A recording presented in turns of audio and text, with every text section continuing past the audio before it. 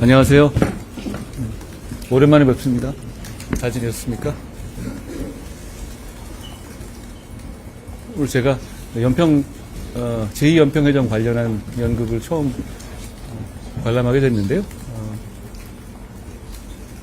보는 동안에 보훈과 안보의 의미에 대해서 더 깊이 생각하게 됐습니다. 제가 당대표 하는 동안에 김한이나 여사님의 부군이셨던 한상국 상사님 비롯한 많은 분들이 원하셨던 추서 계급에 맞는 예우를 해드리는 그 법안 통과를 했고요. 그리고 홍정기 일병님의 어머님께서 정말 오랫동안 원하셨던 군사망 유가족의 위자료 청구권을 별도로 인정하는 국가배당 청구권을 결국은 이뤄냈습니다. 제가 당대표 있는 동안에 여러 가지 일을 했지만 그 두 가지 일을 한 것이 개인적으로 대단히 자랑스럽게 생각합니다. 제가 87체제 개헌 얘기를 많이 하잖아요. 근데 그것 중에 단순하게 그게 대통령을 4년 중임제를 한다, 임기를 맞춘다, 상하 양원을 맞춘다, 이런 것도 중요한데요. 87년 헌법이 사실 유신헌법을 대부분 계수하고 있어요. 87년에 직선제 선거 조항으로 바꾸는 거에만 중점을 맞췄고, 유신헌법에 정말 독소 제약만 좀 바꾼 정도였거든요. 그런 상태로 40여 년 같이 가까이 이어져 오면서 문제점이 많이 남아 있습니다. 오늘 제가 이 말씀을 드리는 건 저희가 국가배상법에 있어서 가족의 위자료 별도 하는 법은 만들었지만 근본적인 한계는 헌법에 유신헌법 1에 남아있는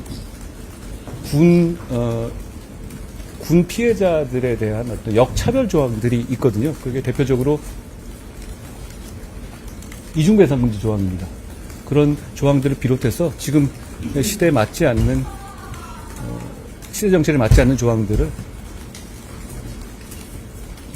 국민의 합의로 바꿔야 할 때가 됐다라는 생각을 합니다. 오늘 제가 작가님과 감독님 오늘 제가 잘 봤고요. 김한나 여사님 뵀습니다.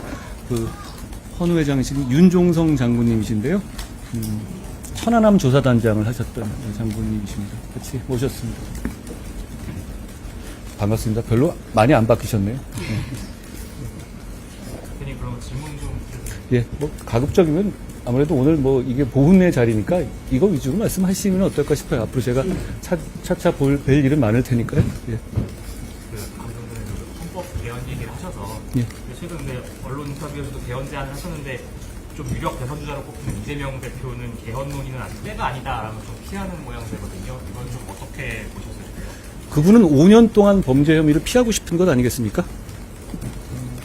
그분의 문제는 그렇게 헌법을 지키려는 게 아니라 자기 몸을 지키려는 것이다. 저는 그렇게 생각합니다. 지금 이제 87체제가 모두 바뀌어야 한다는 점을 인식하고 있는 것 같아요. 이재명 대표가 주도했던 29번의 탄핵 시도, 그리고 대통령이 했던 계엄령 선포까지 이런 일을 국민들에게 또 겪게 해드릴 수는 없지 않겠습니까? 저는 그 필요성에서 모두 공감하고 있는 지금이 이걸 해낼 때라고 생각합니다. 그리고 그걸 해내기 위해서는 중요한 임무를 맡은 사람이 희생하는 자세가 반드시 필요하다고 생각합니다. 그러지 않으면 계속 이런 일을 겪게 될 거라고 생각합니다. 어제 선관위 SC 되셨는데 예.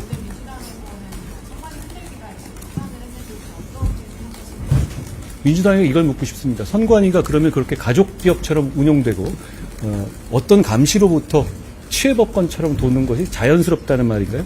그래서는 안 됩니다. 저는 이 정도 말씀드리고 싶어요. 선관위의 문제는 선관위를 헌법이 이렇게 독립기관을 만들어준 건 잘하라는 거지 자기들끼리만 즐겁게 지내라고 만든 건 아닙니다. 그렇기 때문에 선관위가 감시의 영역에 포함되어야 된다. 제가 햇빛 안 드는 곳에 곰팡이 핀다고 말씀드렸는데요. 지금 곰팡이가 많이 피어 있습니다.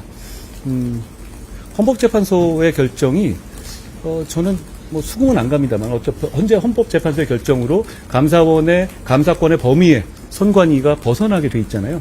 저는 이런 식으로는 국민의 신뢰를 얻을 수 없다고 생각해요. 그러니까 저는 이 87체제를 극복하는 개헌에 있어서 선관위에 대한 개헌도 필요하다고 생각합니다. 선관위의 독립성은 존중하되 선관위에 대한 감시체제, 그러니까 감사원의 감사 범위를 헌법 개정으로 선관위까지 넓히는 등의 방법을 도입해야 된다고 생각합니다. 그리고 선관위 문제는 이런 문제도 있어요.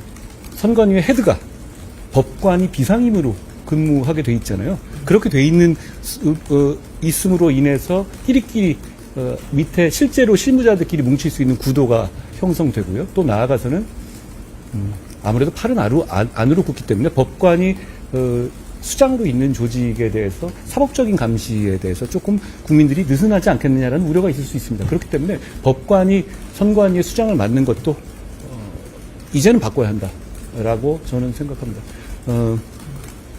저는 선관위에 관해서 장관 때부터 당대표에 이르기까지 지속적으로 문제 제기를 해왔습니다. 그런데 제가 정치를 해보니까 선관위에 대해서 적극적으로 공개적으로 문제 제기를 하는 정치인들이 흔치 않습니다. 그 왜 그런지 아시죠? 선관위를 무서워합니다, 정치인들은. 선거법에 관한 유권 해석을 내리고 선거법에 관한 고발을 할 권한이 독점적으로 있기 때문이죠. 그렇지만 저는 문제 제기를 해왔는데요. 제가 문제 제기 해왔던 여러 부분이 반영되면 그나마 나아질 거라고 생각하는 게 첫 번째는 저는 장관 때 수개표 반영 꼭 해야 된다고 했는데 그건 어느 정도 됐습니다. 그리고 당대표와 비상대책위원장 당시에 사전투표에 있어서 선관위 직원의 직접 날인이 꼭 필요하다는 주장을 강력하게 했었죠. 그때도 뭐 이게 선관위 흔들기냐 뭐 이런 식으로 민주당은 주장했던 것 같습니다. 날인하라는 게 왜 선관위 흔들기겠어요? 그렇지 않고요.